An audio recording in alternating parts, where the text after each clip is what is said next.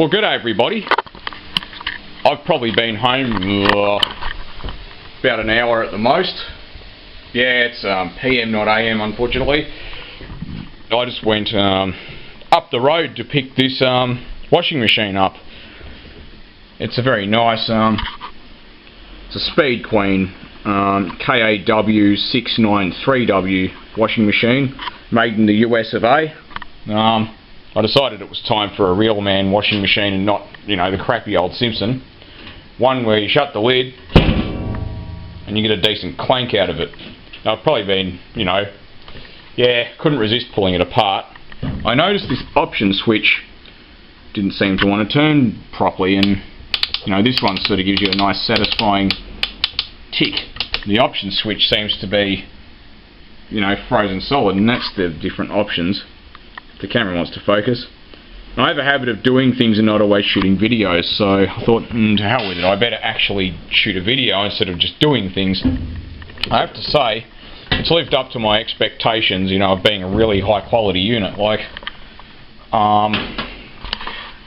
you know, the people that put it together gave a crap about it enough that they've actually loomed up with this cloth tape that I've seen actually used in motor rewinding and stuff, and it may not be the same thing, but I've seen it used in looms before. But they gave a crap enough to actually loom it up, you know, and make a neat job. This is what it should look like inside an appliance. It wouldn't have hurt to put another piece of tape there-ish. I might even oblige, because I like seeing, you know, neater than just some of the wires hanging around like that. But yeah, this is probably the neatest control panel I've ever seen in a washing machine. They've gone to the trouble of earthing this, you know, bit of metal, this chassis, I guess you'd call it, even though it's got no metal connection to this plastic top. They've also gone to the trouble of earthing, they've earthed the body of this, which you'd have to, I guess. They've gone to the trouble of earthing this metal front. You know, there's this, I looked at the circuit diagram or the schematic, and it actually tells you about that. So, very high quality machine, very happy with it. So yeah, even this, you know, aluminium panel's earthed. Yeah, see? Aluminium, not made of garbage like every other machine, but this is the offending switch, and I suspect either the switch has suffered a failure from lots of use, or more likely, it's probably never been used, because the extra options are auto pre-wash,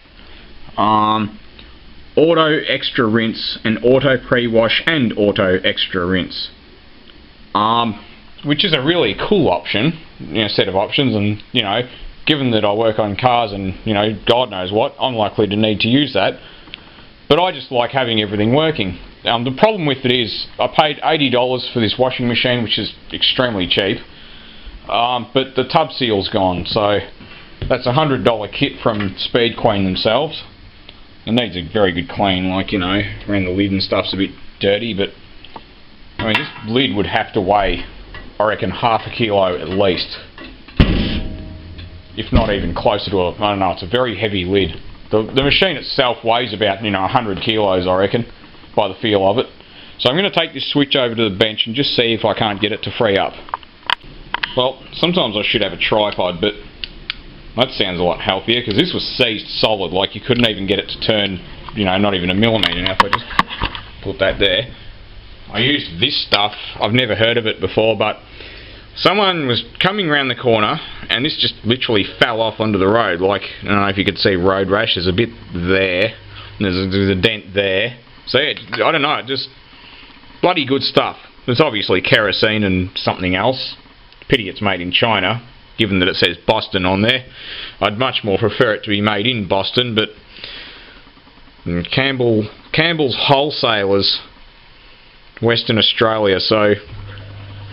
But it seems to be very good stuff, actually. It's probably much the same as WD-40. I'm not giving them a plug, but, well, I sort of am, actually, because I like the stuff, but all I did was spray into these holes here, and they communicate. That centre one doesn't. I don't know, it must be just... not sure why that's there. Maybe it's a hole with some kind of shaft projection in it, but all I did was spray around this centre shaft here, sprayed in this part of the switch, and I figured the switch has probably never even been used, like, you know, but sounds a lot healthier than it did, and I can actually turn the damn thing, so the reason why the guy that sold it to me didn't say it was a problem, because he probably never even used it. The more I do it, the better it gets. So there you go. It's a very good quality switch, made by... I don't know. I think it's the same company that... It's an arcless switch, but it's made by the same company that makes the timer. Rated from 125 to 250 volts AC, half horsepower, 6 amps. The motor, as it happens, drags 4 amps, so well, there you go. Before you go saying, oh no, I've got to get a switch, it's rooted and no good, maybe you should just have a go at... I mean, contact clean is good, and that's probably a better thing to use, but the reason why I used this is because it's a very light, lubricating sort of spray, and it's got a little bit of oil in it. Well, you know, the switches are sometimes lubricated with a bit of grease, you know, in some of the moving parts, and it's not going to hurt anything. Like, I know everyone goes, oh, you've got to use contact cleaner, but, well, you do have to use contact cleaner for some things, but contact cleaner wouldn't have fixed this, I don't think. Or if it did, not as effectively. And so, yeah, that's problem number 1 fixed, and I've only been home for about an hour. So, Dave 1. Okay, Gremlins 0 so far. So there you go. The other switches are fine because they would have been used a lot more than the option switch. So it maybe shows how useful the option is, unless you have, you know, really dirty clothes.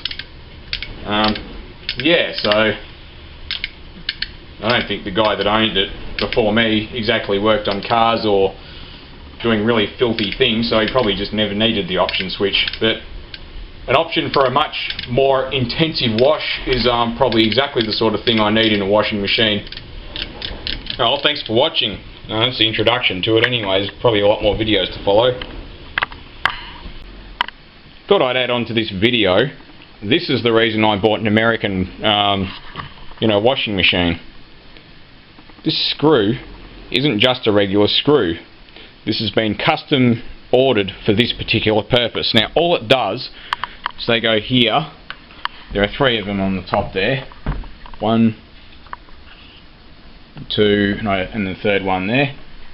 And there's 3 of them, you know, 1, this one in the middle. Anyway, if I bring this screw into the light, see, they've got like a shank on them. Like, they're custom screws, they're not just crap. They're really solid, well-made screws too, but I mean, they're not going to show up very well. Technician's cleaning friend, toilet paper. Good for cleaning all sorts of things, including washing machine control knobs. But anyway, they're specially made for that purpose, and that's probably so that you don't over-tighten it, because it just gets to the point where it runs out of thread and it won't go tighter, so you don't crack the plastic. Now, you know, the Simpson washing machines are just an absolute piece of shit.